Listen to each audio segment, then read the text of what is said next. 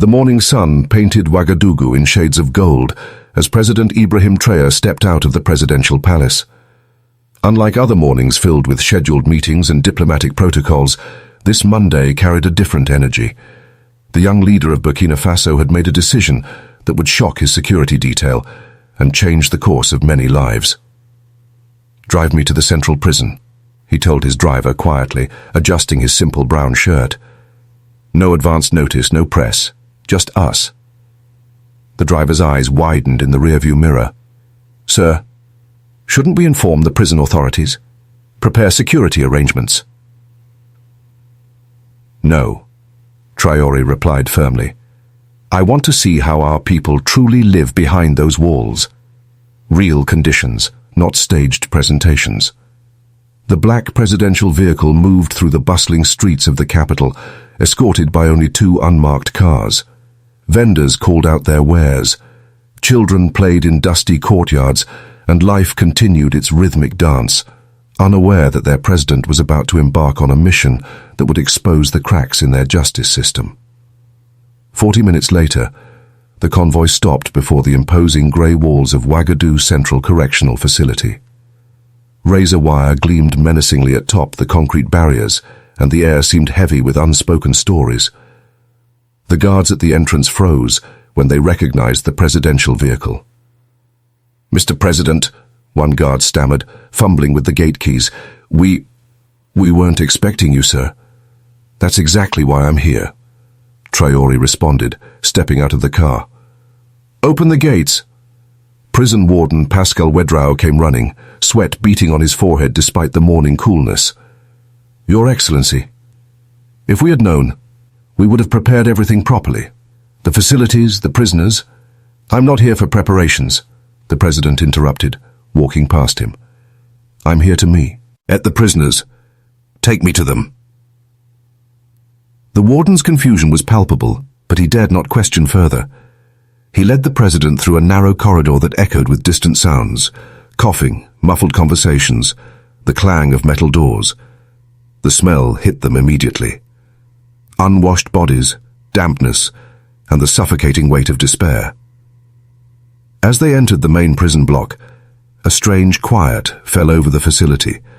Hundreds of inmates who moments before had been playing cards, lying on thin mattresses, or simply staring at walls, slowly stood up. Their faces registered disbelief, confusion, and something that had been dormant for too long. Hope. President Traoré moved among them with genuine curiosity and respect. He shook hands, asked questions, and listened to their stories with an attention that surprised even his own security detail. "How long have you been here?" he asked a middle-aged man. 3 years, Mr. President. "Theft charges. Do you have family?" "A wife and 2 children, sir. They visit when they can afford transport." The president nodded thoughtfully and moved on, making mental notes of each conversation. Some men spoke boldly about their cases. Others remained guarded, and a few simply wept at the unexpected attention from their nation's leader. For over an hour, Traoré walked through the cramped cells, sat on concrete floors, and shared moments of human connection with men society had forgotten. But it was in a small, darker cell at the far end of the block that his attention was caught by a figure who hadn't stood with the others. The man sat quietly in the corner, his head bowed, hands clasped loosely in his lap. His beard was unkempt, his clothes worn thin, and his entire posture spoke of someone who had surrendered to fate. Unlike the others who had rushed to see their unexpected visitor, this man remained motionless, as if he had given up on surprises long ago. President Traoré approached slowly and stopped in front of the cell. The man looked up gradually, his eyes meeting the president's with a mixture of weariness and profound sadness. There was something different about this prisoner, not the hardened look of a career criminal, but the broken spirit of someone who had lost everything. "What is your name?" the president asked gently. "Emmanuel," the man replied, his voice barely above a whisper. "How long have you been here, Emmanuel?" 7 years, sir. The number hung in the air like a weight. 7 years. The president studied Emmanuel's face, noting the absence of anger or bitterness that might be expected. Instead, he saw something that touched him deeply. The quiet dignity of someone who had endured injustice with grace. "What were you accused of?" Traoré continued. Emmanuel swallowed hard before responding. "They said I stole money from my employer, but I didn't do it, sir. I worked for that man for many years. He needed someone to blame, and I was convenient." As Emmanuel spoke, his voice gained strength, as if talking to someone who genuinely listened was awakening something within him that had been dormant for years. The president listened intently, his experienced eye reading between the lines of the story being told. The conversation would continue, but already President Ibrahim Traoré knew that this chance encounter would change both their lives forever. In this forgotten corner of an overcrowded prison, justice was about to find its voice through the most unexpected of messengers. The silence in Emmanuel's cell was profound, broken only by the distant sounds of prison life continuing around them. President Traoré remained standing before the cell, his eyes never leaving Emmanuel's face as the man continued his story. "I had no lawyer," Emmanuel said, his voice growing steadier with each word. "No one to speak for me when they brought me to court.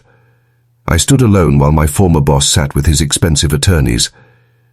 The judge barely looked at me before pronouncing the sentence, 15 years. The president felt a cold anger building in his chest. "Tell me about your employer." "What was his name?" "Laurent. He owned a logistics company where I worked as a clerk for 8 years. I was honest, punctual, never missed a day. But then his nephew needed a job." Emmanuel's voice trailed off, the pain of betrayal still fresh after all these years. President Traoré turned to the warden, who had been standing nervously behind him. "Bring me this man's file.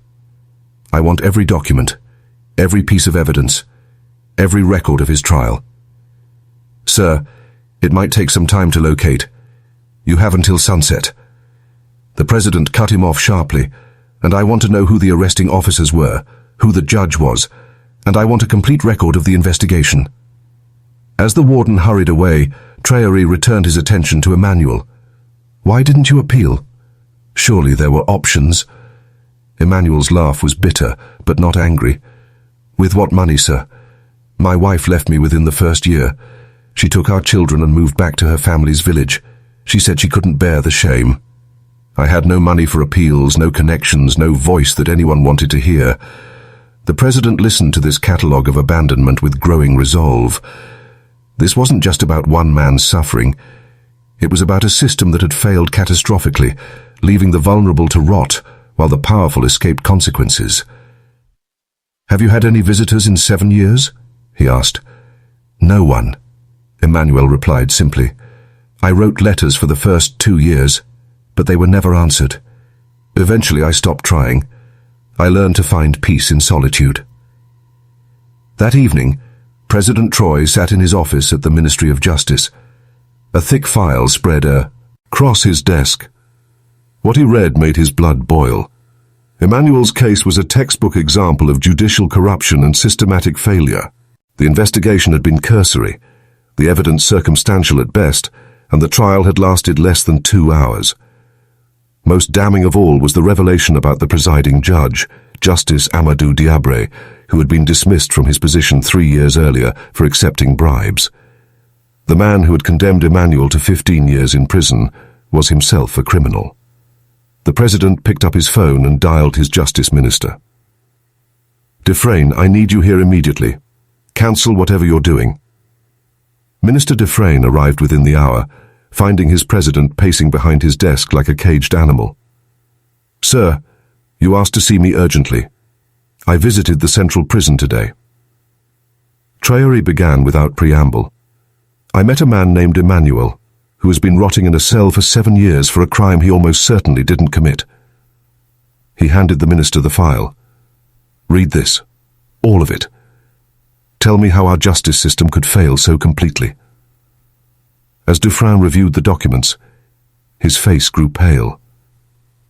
The case was indeed a travesty built on fabricated evidence processed by a corrupt judge and defended by no one. Laurent had used his wealth and connections to frame an innocent man, and the system had eagerly obliged. This is terrible," the minister admitted. But, sir, the conviction stands. We cannot what? The president interrupted. Cannot seek justice, cannot correct our mistakes, cannot admit that we have imprisoned an innocent man for 7 years of his life. The minister fell silent, recognizing the futility of arguing with his determined leader. Here's what we're going to do, Traoré continued. Tomorrow, you will assemble an independent review team. I want prosecutors, defense attorneys, and human rights observers. They will re-examine this case from the beginning, and I want Laurent Geur investigated. If he framed Emmanuel, I guarantee he's done it to others. Over the next 48 hours, the review team worked around the clock. They discovered that Geur's company had filed similar accusations against 5 other employees over the past decade. In each case, the accused had been poor, had no legal representation, and had been quickly convicted. The pattern was unmistakable. Even more disturbing was the discovery that several key pieces of evidence in Emmanuel's case had been fabricated. Signature analysis revealed that Emmanuel's supposed confession had been forged, and the financial records that allegedly showed his theft had been doctored. When the team presented their findings, President Traoré felt a mixture of vindication and fury. Emmanuel had indeed been framed, his life destroyed by a wealthy man's greed and a corrupt system's indifference. We will not only free him, the president declared, we will ensure that justice is finally served, and we will make sure this never happens again to anyone in our country. The next morning, President Traoré returned to the prison. But this time, he brought media cameras and a legal team. The nation was about to witness something unprecedented. Their president personally righting a terrible wrong. The media convoy arrived at Ouagadougou Central Prison. As the morning sun climbed higher in the sky, reporters, cameramen, and government officials followed President Traoré through the now familiar corridors, their footsteps echoing with purpose and anticipation. Word had spread throughout the prison that something extraordinary was about to happen. Emmanuel sat in his cell, unaware of the commotion building around him. 7 years of disappointment had taught him not to hope for miracles. When he heard footsteps approaching his cell, he barely looked up, expecting another routine inspection, or perhaps a new cellmate. Emmanuel came the familiar voice that had haunted his thoughts for 3 days. This time, when he oaked up, Emmanuel saw not just President Traoré, but cameras, legal officials, and faces filled with purpose. His heart began to race, but years of emotional protection made him hesitant to believe what his eyes were telling him. Emmanuel, the president said, his voice carrying across the sudden silence of the prison block. I have read your file. You were not only wrongly accused, you were betrayed by a system that should have protected you. The cameras captured every word, every emotion as prisoners throughout the facility pressed against their cell bars to witness this unprecedented moment. I'm sorry, President Traoré continued, his voice heavy with genuine regret. Our nation failed you. Our courts failed you. But today, we begin to make it right. He turned to the legal team beside him. Emmanuel, you're going home today. For a moment, Emmanuel couldn't process the words. Going home. After 7 years, the concept seemed as foreign as flying. His legs felt weak, and he gripped the cell bars for support. This is real, he whispered, tears beginning to stream down his face. Yes, the president replied firmly. You are a free man. As the cell door swung open for the final time, Emmanuel stepped into the corridor on unsteady legs. The other prisoners erupted in cheers, their voices echoing off the concrete walls in a thunderous celebration of justice finally served. Many of them wept openly, seeing in Emmanuel's freedom a glimmer of hope for their own situations. Outside the prison, a crowd had gathered. News of the president's dramatic intervention had spread throughout Ouagadougou, and people had come to witness this moment of justice. As Emmanuel emerged into the sunlight, squinting after years of dim artificial lighting, the crowd burst into applause. Reporters thrust microphones toward him. How do you feel? What will you do now? Do you harbor anger toward those who wronged you? Emmanuel stood quietly for a moment, overwhelmed by the attention, the noise, the fissure. Freedom. Finally he spoke, his voice barely audible above the crowd. I don't know how to feel, he said honestly. I have no family, no home, no job. But for the first time in 7 years, I have hope. And perhaps that's enough to start with. President Traoré placed a protective hand on Emmanuel's shoulder. You are not alone, he declared, his voice carrying over the crowd. Our nation owes you a debt that can never be fully repaid, but we will do everything in our power to help you rebuild your life. True to his word, the president personally drove Emmanuel to the presidential guest house, where he would stay until proper arrangements could be made. For Emmanuel, the simple luxury of a hot shower, clean clothes, and a meal at a real table felt like stepping into another world. That evening, in the comfortable sitting room of the guest house, President Traoré sat across from Emmanuel, 2 cups of tea between them. The formal distance of president and citizen had given way to something more profound. 2 men sharing a moment of human connection. Tell me about your dreams. Traoré said before all this happened. What did you want from life? Emmanuel smiled for the first time in years, a genuine, unguarded expression. I wanted to be a teacher. I studied education before I took the job with Gorit.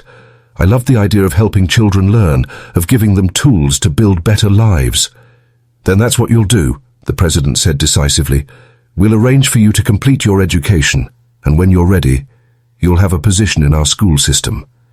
But Traoré had an even larger vision forming in his mind. Over the following days, as Emmanuel slowly adjusted to freedom, the president was working on something unprecedented, a national audit of the prison system. If this happened to Emmanuel, he told his cabinet, how many others are suffering similar injustices? How many innocent people are rotting in our prisons while we congratulate ourselves on law and order? The cabinet meeting was tense. Several ministers worried about the implications of such a comprehensive review. What if they found hundreds of wrongful convictions? What if the public lost faith in the entire justice system? Then we fix it, Traoré replied simply. All of it. No matter how painful, no matter how embarrassing, no matter how expensive, justice delayed is justice denied, and we have denied it for too long. Within a week, President Traoré announced the creation of Operation Justice Light, a nationwide review of all prisoners who had served more than 5 years, with special attention to those who had lacked legal representation. Emmanuel would not just be a beneficiary of this new commitment to justice, he would be its symbol, and eventually one of its leaders. The transformation was beginning not just for Emmanuel, but for an entire nation ready to confront its failures and build something better. 3 months after his liberation, Emmanuel stood before a packed auditorium at the University of Ouagadougou. Dressed in a crisp white shirt and dark jacket, he bore little resemblance to the broken man who had emerged from prison. But it wasn't just his appearance that had transformed. There was a new strength in his voice, a clarity of purpose that commanded attention. I speak to you today, not as a victim, he began, his words carrying across the silent hall, but as a witness to what happens when power operates without accountability, and as proof of what becomes possible when leaders choose courage over convenience. In the front row, President Traoré listened with pride as Emmanuel addressed the law students. This was Emmanuel's idea to share his story directly with those who would shape Burkina Faso's legal future. It was part of a broader transformation that had captured international attention. Operation Justice Light had exceeded everyone's expectations, revealing systematic failures throughout the justice system. In 6 months, the review teams had examined over 2,000 cases and identified 347 prisoners who had been wrongfully convicted or held beyond their sentences. Each case was a story of broken families, lost opportunities, and human dignity trampled by a system that had forgotten its fundamental purpose. But perhaps the most significant discovery had been the pattern of corruption surrounding Laurent Guerre and others like him. The investigation had uncovered a network of wealthy businessmen who had systematically used false accusations to eliminate inconvenient employees, competitors, or critics. Judges had been bought, evidence fabricated, and witnesses intimidated. Gurrit himself now sat in the same prison where Emmanuel had spent 7 years facing charges of fraud, bribery, and conspiracy. The irony was not lost on anyone, least of all Emmanuel, who had visited his former employer to deliver a message of forgiveness that had moved even the hardened businessman to tears. "Justice is not revenge," Emmanuel had told Guer through the prison bars. "It's the hope that others won't suffer as we both have. You in your greed, and me in my innocence." President Traoré had been so moved by this encounter that he appointed Emmanuel as special advisor on prison reform and human rights, a position that had never existed before but had quickly become essential to the government's transformation efforts. Emmanuel's work took him across the country from the largest facilities in major cities to small rural jails that had operated without oversight for decades. In each location, he brought not just the authority of his government position, but the credibility of someone who had lived the reality of wrongful imprisonment. In the northern town of Dori, he discovered a man who had been forgotten in a cell for 12 years without trial. In Bobo Dioulasso, he found 3 women who had been in prison, Ed for economic crimes. That investigation revealed to be simple poverty. Each case strengthened his resolve and deepened his understanding of how justice could be corrupted by indifference. But Emmanuel's most important contribution was his insistence that reform must go beyond simply freeing the wrongfully convicted. He advocated for comprehensive support systems, job training, psychological counseling, family reunification services, and legal aid programs that would prevent such failures in the future. "Freedom is not just opening a cell door," he explained to a gathering of international human rights observers. "It's ensuring that people have the tools to build meaningful lives and that the system that failed them is rebuilt to serve justice rather than power." President Traoré had embraced this vision completely. Under his leadership, Burkina Faso became a model for judicial reform across West Africa. The country established legal aid clinics in every region, implemented mandatory training for judges and prosecutors, and created an independent prison oversight board with Emmanuel as its chair. The changes were not without political cost. Some powerful figures who had benefited from the old system pushed back, accusing the president of being naive and Emmanuel of being vindictive. But public support remained strong, especially as more families were reunited and more injustices corrected. 1 year after his liberation, Emmanuel returned to the Ouagadougou Central Prison for a ceremony that would have been unimaginable just months earlier. The facility had been completely renovated with improved living conditions, educational programs, and legal aid services. Most importantly, a new plaque hung at the entrance. "Justice delayed is justice denied. Never again." Standing before the assembled crowd of officials, former prisoners and their families, Emmanuel reflected on the journey that had brought them all to this moment. "A year ago, I sat in a cell believing that the world had forgotten me." He said, "I was wrong. The world hadn't forgotten. It simply wasn't listening.